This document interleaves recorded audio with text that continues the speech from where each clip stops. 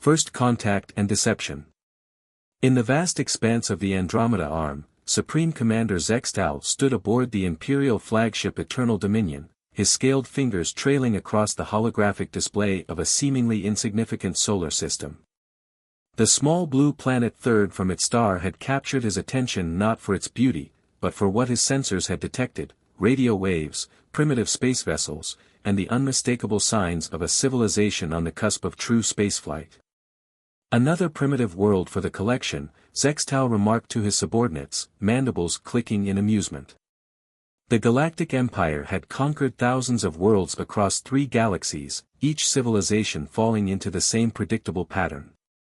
Discover them early, observe their development, and strike when they were just advanced enough to be useful but not advanced enough to pose any threat. The Empire's research vessels had been monitoring Earth for nearly a decade, cloaked in technology that they believed was far beyond human detection capability. Their reports painted a picture that delighted the Imperial High Command, a species fractured by internal conflicts, struggling with climate change, and barely able to maintain a few primitive orbital stations. What the Empire failed to notice, however, were the subtle signs that would later seal their fate. They didn't recognize the significance of humanity's exponential technological growth rate. They overlooked the fact that humans had already detected anomalous readings from their undetectable, cloaked ships. Most critically, they failed to understand that humanity's greatest strength lay not in their current technological level, but in their unprecedented ability to adapt and innovate. Deep beneath the Rocky Mountains, in a facility unknown even to most of Earth's governments, Dr. Sarah Chen studied the latest data from their quantum detection array. "They're watching us again," she reported to the United Earth Defense Council, a secret organization formed when humanity first detected the alien presence. "Same pattern as before, but they're getting bolder. 3 ships this time." General Marcus Rodriguez, leader of the council, nodded grimly. "They think we're blind to their presence. That's exactly what we want them to think." The council chamber, carved from solid rock and shielded by technologies that the Empire would have deemed impossible for humans to possess, held representatives from every major nation on Earth. "Phase 3 is ahead of schedule," reported Dr. Yuki Tanaka, head of the Breakthrough Propulsion Division. On the central display, images showed massive underground facilities where humans were reverse engineering principles from the mere energy signatures of Imperial ships. "We've cracked their quantum wake signature. Their FTL drives aren't as efficient as they think." The Empire's observers reported back to Zextal regularly, each report reinforcing their assumptions. They watched humans struggling to reach Mars, never realizing that these visible space programs were merely a facade. Deep within hidden facilities across Earth, humanity was preparing for the inevitable conflict in ways that would have shattered the Empire's confidence had they known. "The humans remain precisely where we want them," Zextal reported to the Imperial Council. "Their technology advances in predictable patterns. They'll be ready for harvesting within 5 years." The Council nodded in approval, already planning how to best exploit Earth's resources and population. But in their arrogance, they had made a fundamental mistake. They judged humanity by the same standards they used for every other species they had encountered. They expected the same patterns, the same reactions, the same limitations. They didn't understand that humans had evolved under unique circumstances that fostered unprecedented adaptability and ingenuity. In the depths of the Pacific Ocean, enormous facilities grew larger each day, hidden from the Empire's watchful eyes. In the asteroid belt, what appeared to be simple mining operations concealed advanced manufacturing centers. And in laboratories across the globe, human scientists worked tirelessly, combining creativity with determination in ways the Empire couldn't comprehend. "We'll let them think they've won," General Rodriguez told the Council. "Let them believe their victory is assured. When they finally move against us." He smiled, a gesture that would have worried the Empire had they understood its significance. "They'll learn what humanity is truly capable of." The Empire's ships continued their observation, their commanders growing increasingly confident in their assessment of Earth's capabilities. They never questioned why their long-range scans couldn't penetrate certain areas of the planet. They never wondered why their quantum sensors occasionally glitched near Earth's asteroid belt. They saw what they expected to see, a primitive civilization, ripe for conquest. In their hubris, they had sealed their own fate. The day of reckoning approached, and humanity would be ready. Not just ready to defend, but ready to reshape the galaxy in ways the Empire couldn't imagine. The greatest military force in known space was about to learn a harsh lesson about underestimating humanity. The silent preparation. Deep within the lunar Far Side complex, Admiral Sarah Chen watched as another quantum stealth prototype materialized in the testing chamber. The vessel, no larger than a small shuttle, represented humanity's greatest technological achievement, and their best-kept secret. Unlike the clumsy rockets that still launched from Earth's surface, this ship incorporated principles derived from years of studying the Empire's quantum wake signatures. "Run final diagnostics," she ordered, her voice steady despite the tension in the room. The Empire's observation ships hung in high orbit, their sensors sweeping Earth's surface with smug regularity. They never bothered to look too closely at the moon's dark side, dismissing it as another dead rock in space. The prototype systems hummed to life, its revolutionary hybrid drive combining human innovation with reverse-engineered alien principles. But unlike the Empire's brute force approach to quantum mechanics, humanity had found elegant shortcuts, ways to bend physics that the Empire's rigid thinking had never considered. In London's deep underground bunkers, Dr. James Harrison led the weapons development program. "The Empire relies too heavily on energy shields," he explained to the gathered military leaders. "They've forgotten the art of kinetic warfare." Behind him, row upon row of electromagnetic mass drivers stood ready. These weapons didn't need exotic energy sources, they could accelerate conventional projectiles to velocities that would tear through Imperial shields like paper. The Empire's overconfidence had given humanity the greatest gift possible, time. While their observers reported on Earth's seemingly primitive space program, humanity had been building a shadow fleet. Hidden shipyards in the asteroid belt constructed vessels that incorporated both human ingenuity and stolen Imperial technology. But unlike the Empire's rigid, hierarchical designs, human ships were adaptable, modular, and incorporated redundancies that Imperial engineers would have considered wasteful. "They expect us to be primitive," General Rodriguez addressed the United Earth Defense Council. "They expect us to be divided, fighting among ourselves as they've seen so many times before." He gestured to the holographic display showing Earth's hidden military strength. "But humanity has done what they thought impossible, we've united in secret, preparing for the day they finally make their move." In facilities across the globe, millions worked on the Shadow War effort, their public lives a careful facade. The Empire's observers saw factories producing consumer goods, never realizing that these same facilities switched to military production during their sensor blind spots. They saw universities conducting basic research, missing how these same institutions were revolutionizing physics and engineering. The lunar dark side complex had grown into a sprawling installation, invisible to both Earth and the Empire. Here, humanity's first true battle fleet took shape. The ships looked nothing like their Imperial counterparts, smaller, more agile, incorporating designs that the Empire would consider heretical.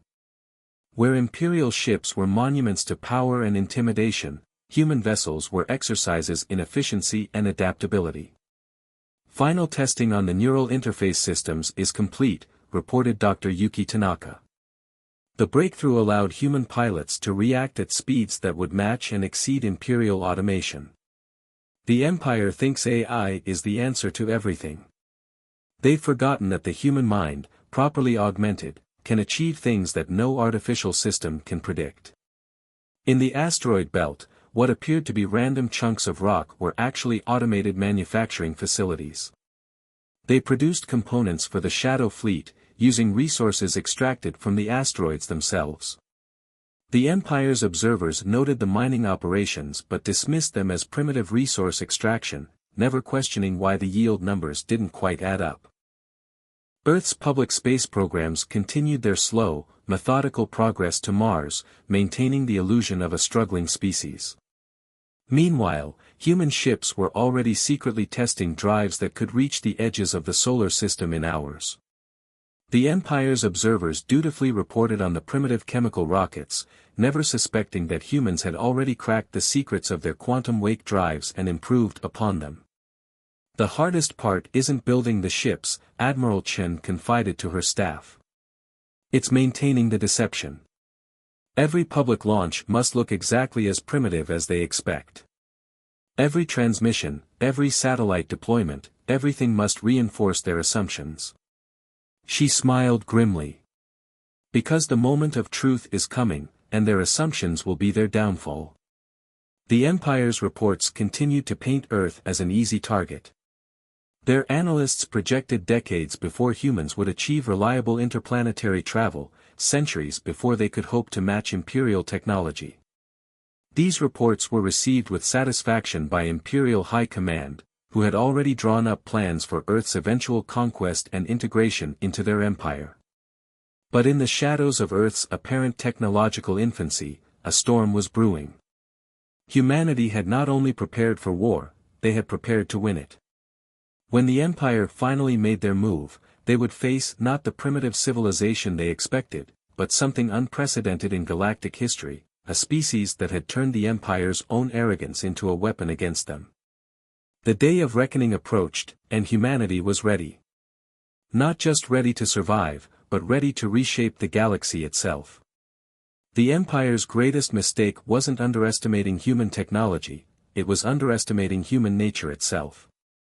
The Empire's folly. Supreme Commander Zextal stood on the bridge of the Eternal Dominion, watching as his invasion fleet assembled.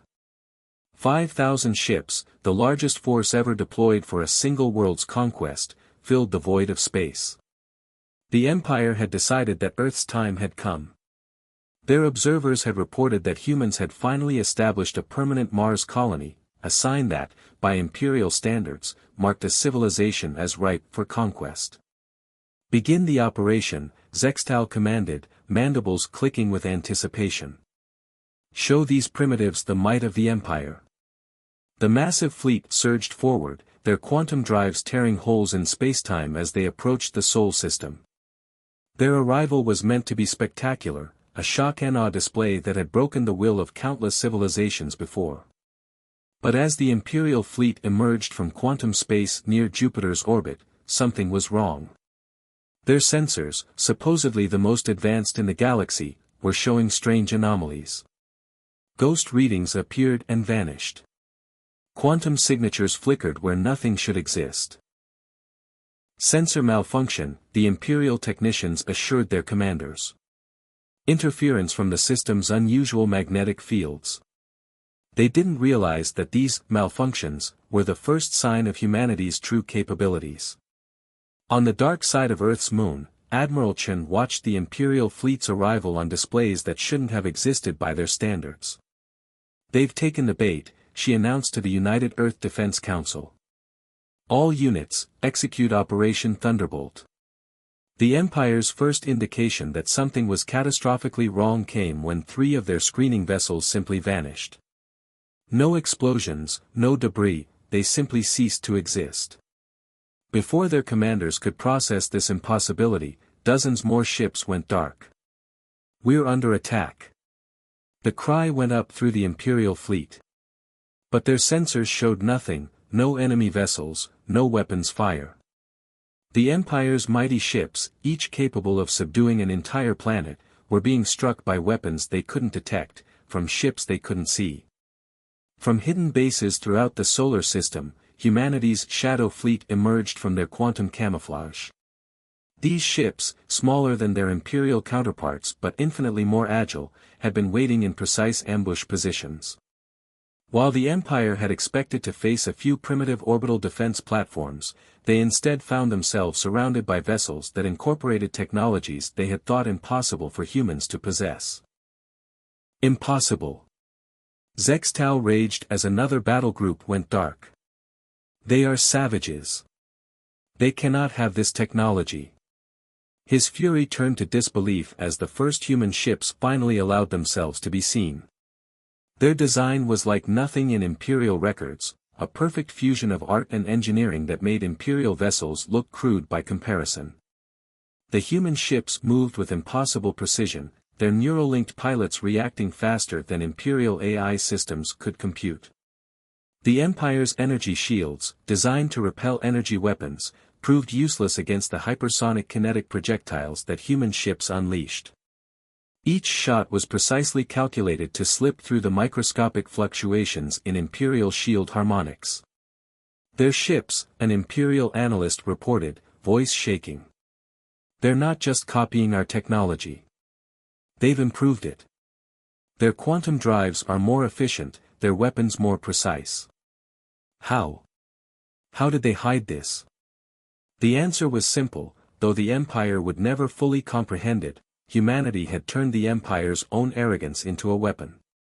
Every dismissive report, every assumption of human primitiveness, had only served to mask humanity's true preparations. From the asteroid belt, massive rail guns that had been disguised as mining equipment opened fire. Their projectiles, accelerated to near-light speed, tore through Imperial capital ships before their sensors could even register the threat. The Empire's mighty fleet, which had expected to face primitive rockets and orbital stations, found itself caught in a killing field of humanity's making. Pull back. Zextal ordered, but it was too late. The human fleet had positioned itself perfectly to cut off their retreat vectors. Imperial ships, attempting to flee into quantum space, found their drives refusing to engage, caught in quantum disruption fields that humans shouldn't have been able to create for centuries. Admiral Chen's voice echoed through all frequencies, broadcasting in perfect Imperial standard, "You thought us primitive. You thought us weak. You never considered that we might be letting you think that. This is humanity's response to your attempted conquest." The Empire's mighty invasion fleet, which had expected to face a primitive civilization, instead found itself fighting for survival against an enemy that had anticipated and prepared for their every move. The battle that was supposed to be a simple conquest had become a desperate struggle for survival. As the Empire's fleet deteriorated into chaos, humanity's true strength became apparent. It wasn't just their technology or their tactics, it was their ability to think beyond the constraints that the Empire had placed on itself. Where Imperial doctrine called for overwhelming force, humans had employed precision and cunning. Where the Empire relied on brute strength, humanity had developed elegant solutions. The battle would be remembered throughout the galaxy as the day the Empire's invincibility was shattered. But for humanity, it was just the beginning. They had prepared not just to defend Earth, but to take the fight to the Empire itself. The galaxy was about to learn that underestimating humanity had been the greatest mistake in Imperial history. Turning the tide. The news of the Imperial fleet's devastating defeat spread through the galaxy like a shockwave. On thousands of subjugated worlds, beings of all species watched in stunned silence as footage of the battle leaked through quantum networks. The mighty Empire, undefeated for millennia, had been humbled by a species they had dismissed as primitive. In the Imperial capital, the High Council convened in emergency session. The destruction of their invasion fleet wasn't just a military disaster, it was a philosophical catastrophe. Their entire civilization was built on the assumption of Imperial technological supremacy. Now that assumption lay in ruins. The humans must be contained, First Counselor Vaxmol declared, his crystalline form pulsing with agitation. We cannot allow news of this defeat to spread further. But it was already too late. Humanity wasn't just defending Earth anymore, they were taking the fight to the Empire itself. Admiral Chen stood on the bridge of the Terran Dawn, humanity's first diplomatic vessel, as it emerged from quantum space near Proxima Centauri. The ship's design was deliberately visible, a stark contrast to their military vessels. Its hull gleamed with an iridescent coating that broadcast a simple message in all known galactic languages: "We come seeking allies." The Empire had made another crucial mistake. In their centuries of conquest, they had created a galaxy full of potential allies for humanity. Every subjugated species, every oppressed world, represented an opportunity. Humanity didn't just offer military support, they offered something far more valuable: hope. Your imperial masters told you we were primitive, Chen's message broadcast across the galaxy. They told you we were weak. Now you've seen the truth. We offer not just resistance, but partnership. The Empire's time is ending. Join us in shaping what comes next. The response exceeded even humanity's most optimistic projections. On world after world, resistance movements that had been suppressed for generations suddenly found themselves with access to human technology and support. The Empire's grip on its territories began to slip. Deep in Imperial space, the Centaurian Liberation Fleet, led by human tacticians and equipped with hybrid human-Centaurian technology, struck at key Imperial supply lines. The Proxians, a species known for their technological intuition, worked alongside human engineers to create weapons that even Earth's scientists hadn't conceived. The Andromedan Trade Confederation, impressed by humanity's ingenuity, began secretly diverting resources to Earth's allies. But humanity's greatest weapon wasn't their technology or their tactics, it was their ability to inspire. Species that had accepted imperial rule for generations began to question everything. If humans could resist the Empire, why couldn't they? If humanity could improve upon imperial technology, what else was possible? In a hidden facility near Titan, Dr. Yuki Tanaka worked with representatives from a dozen alien species. Human creativity combined with your unique perspectives, she explained, can unlock possibilities the Empire never imagined. Together, they developed technologies that bypassed centuries of imperial doctrine, finding elegant solutions where the Empire saw only brute force applications. The Empire responded with increasing desperation. They launched attacks on human outposts, only to find them protected by defenses that adapted and improved with each engagement. They tried to isolate Earth diplomatically, only to discover that human quantum communication networks had already spread throughout their territories. They still don't understand, General Rodriguez remarked during a strategic briefing. They think this is about military power. It's not. It's about imagination. About believing that things can be different. The holograms surrounding him showed the growing network of allied worlds, each bringing their own unique strengths to the coalition humanity was building. The Imperial military, once the most feared force in the galaxy, found itself facing an enemy unlike any other. Human ships seemed to anticipate their tactics, human weapons found weaknesses they didn't know existed, and human diplomacy turned their own subjects against them. Worlds that had been under imperial control for millennia began declaring independence, protected by human-led defense fleets. On Earth, the United Earth Defense Council had evolved into the Galactic Cooperation Initiative. Representatives from hundreds of species worked together, sharing knowledge and resources. The Empire had created a galaxy of isolated, subjugated worlds.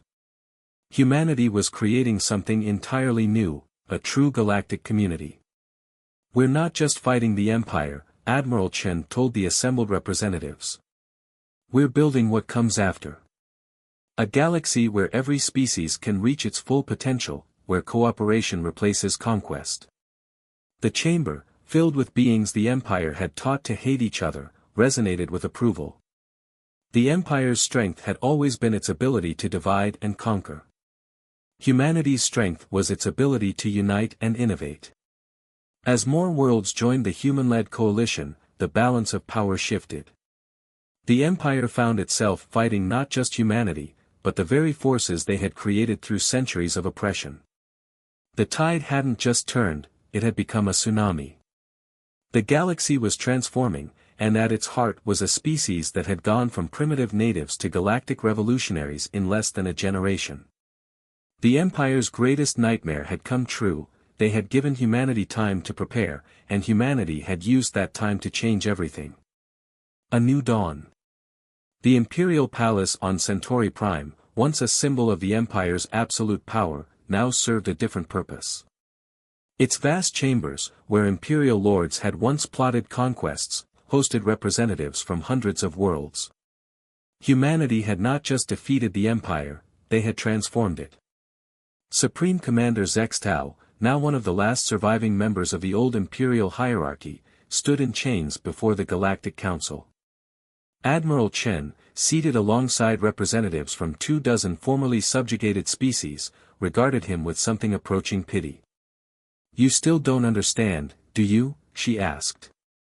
"We could have destroyed the Empire completely. But that's not who we are. That's not what humanity stands for." The chamber, filled with beings from across the galaxy, hummed with agreement. The Empire's final collapse had come not through military defeat, but through transformation. World after world had embraced the human model of cooperation and innovation. The Empire's rigid hierarchy, once seen as its strength, had proven to be its ultimate weakness. Unable to adapt, unable to imagine a different way, the Empire had crumbled from within. In Earth's orbital shipyards, a new class of vessel took shape. Unlike the warships that had defended Earth, these were exploration vessels, designed to push the boundaries of known space. They incorporated technologies from a dozen species, each contributing their unique perspectives and capabilities. The galaxy spent millennia under the Empire's shadow. Dr. Tanaka addressed the graduating class of the new Galactic Science Academy. They saw the universe as something to be conquered. We see it as something to be understood. The Academy itself was a testament to this philosophy, with students and teachers from hundreds of worlds sharing knowledge freely. The Empire's fall had revealed surprising truths. Many of their advanced technologies had been stagnant for centuries, maintained through rigid doctrine rather than true understanding. Humanity's fresh perspective, combined with the knowledge of formerly suppressed species, had sparked a renaissance of innovation. In the asteroid belt where humanity had once hidden their shadow fleet, massive research stations now openly conducted experiments that would have been forbidden under Imperial rule. Scientists from across the galaxy worked together, breaking down the artificial barriers the Empire had placed between species and disciplines. The Empire's greatest fear, General Rodriguez told the Galactic Council, was that different species might work together, might share their strengths. They knew that together, we would surpass them. He gestured to the holographic display showing the rapidly expanding network of allied worlds. They were right. The quantum communication network that humanity had developed now spanned the galaxy, allowing instant exchange of ideas and culture between worlds that had been isolated for millennia. Art, music, and philosophy flowed freely, creating new forms of expression that transcended species boundaries. Admiral Chen stood on the observation deck of the Terran Dawn, watching ships from 100 worlds move through the space lanes around Earth. Each vessel represented a different species, a different culture, all working together in ways the Empire had thought impossible. "We didn't just win a war," she remarked to her mixed-species crew. "We proved that there's a better way. That cooperation is stronger than conquest, that diversity brings strength, that imagination and innovation can overcome any obstacle." The Empire's vast libraries, once restricted to a chosen few, had been open to all. But they were no longer temples of unchanging knowledge. They were living institutions where new discoveries were made daily. The combination of human creativity with the unique perspectives of other species led to breakthroughs that would have been impossible under Imperial rule. On Earth, the United Earth Defense Council had evolved into something greater, the Galactic Cooperation Initiative. Its mission was no longer just defense, but exploration, discovery, and advancement. The same determination that had allowed humanity to survive the Empire now drove them to explore the unknown reaches of space. The former Imperial worlds, once forced into rigid conformity, blossomed with renewed cultural and technological growth. Species that had been enemies under Imperial rule discovered they had more in common than they had differences. The galaxy was entering a new golden age, built not on conquest and subjugation, but on cooperation and mutual respect. "The Empire thought they were teaching us our place in the galaxy," Chen addressed the Galactic Council. "Instead, they taught us how to transform it. They showed us everything that was wrong with their way of ruling, and in doing so, they helped us imagine something better. As the last imperial strongholds transformed into centers of learning and cooperation, the galaxy looked toward a future that none had imagined possible just a few years before. Humanity had not just survived, they had shown the galaxy a new way forward, proving that the greatest power lies not in conquest, but in the ability to imagine and create a better future for all. The Empire's legacy would live on, not as a testament to power, but as a reminder of what happens when fear and control are chosen over cooperation and innovation. Humanity's legacy, however, was just beginning, a story of hope, determination, and the unstoppable power of unity in diversity.